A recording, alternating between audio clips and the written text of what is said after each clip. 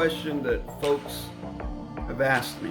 When they're comparing my 1,000+ videos to the videos of David-WYNN, Miller, or Russell-J, Gould, or any other quantum grammar entity on YouTube, is that they ask me, Jason, why do you syntax backwards? Like, why do you start at the end of the word sequence or at the end of the sentence and work backwards? Because you never really see David-WYNN Miller do that, and you certainly don't see Russell J. Gould do that. Now, I will add something to this that David-WYNN Miller has definitely said multiple times in multiple videos, that if you know how to syntax in the context of correct sentence structure, communication, PARSE, syntax, grammar, you'll be able to syntax forwards, backwards. You'll be able to start in the middle of the sequence, whatever. I mean, yeah, of course. I've been doing this for almost 9 years now. I'm well aware of how this works. But the reason why I teach beginners to start from the end and work backwards is this. Hindsight is 20/20. Okay? When we're going forward through the sea of space, navigating as safely as we can, we, as human beings, are prone to make mistakes. It's no different with syntaxing. So what usually happens when you're syntaxing from port side to starboard side, left to right, you end up getting so far and then you realize, oh, wow, I got to go back and fix this. And then you move forward. And that's fine. I mean, mistakes are a part of life. The issue comes when someone has too much of an ego or a lack of humility to stop and correct themselves, which no one, folks, let me reiterate this. I've said this ad nauseum. No one can force you to stop and correct unless you are committing harm on someone else. And the best example of that would be is if someone were physically attacking me, I would stop and correct them with a left hook and a right hand or whatever it is, you know. That's how I would stop them from harming me.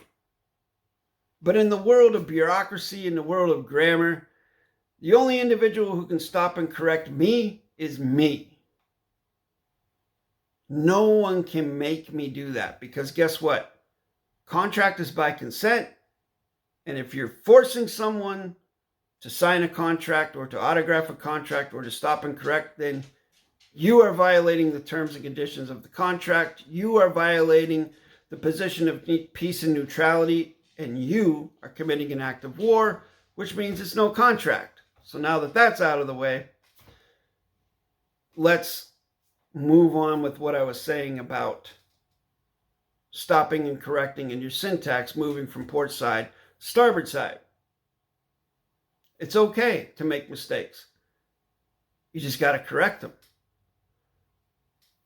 And then you move on and you learn. If you go backwards, if you start at the end, again, hindsight is 20/20. And if you know how to syntax, if you know the rules, the techniques, the mechanics, you won't make a mistake going backwards. That's why I teach beginners to go backwards, because it is the most effective, efficient manner of syntaxing with the least amount of mistakes. And of course, you know, the rules of syntax. What's the first thing you do when you start syntaxing? You start asking yourself questions. Is this word tangible contract or non-tangible contract? How do we credential that? Etymology dictionary. Go to the earliest nativity root meaning of the word. Is it tangible or non-tangible? Then you get a couple of those under your belt. You go to the next word. You know, you go backwards. You go from right to left. And you credential 4, 5, 6 words. And then you have enough information, enough data to start syntaxing. And then you do that. And you'll find that there's little to no room for error when you do it that way. All credit to my correct sentence structure, communication, PARSE, syntax, grammar tutor, Raven-Farhad-Tohidi-Afarin, who taught me to syntax going backwards and taught me the value of that. Thank you very much, Brother Raven.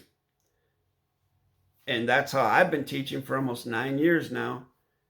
And I do have, again, as I've said in the past, I have probably little less than 24 students who have enough correct sentence structure, communication, parsing, syntax, grammar knowledge to actually use it on their own without my help and to navigate safely through these foreign vessels in dry dock or wherever else they need to navigate through.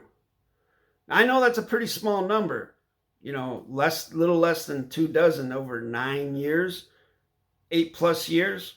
How many folks actually possess the intestinal fortitude or the resources or the gumption to learn this?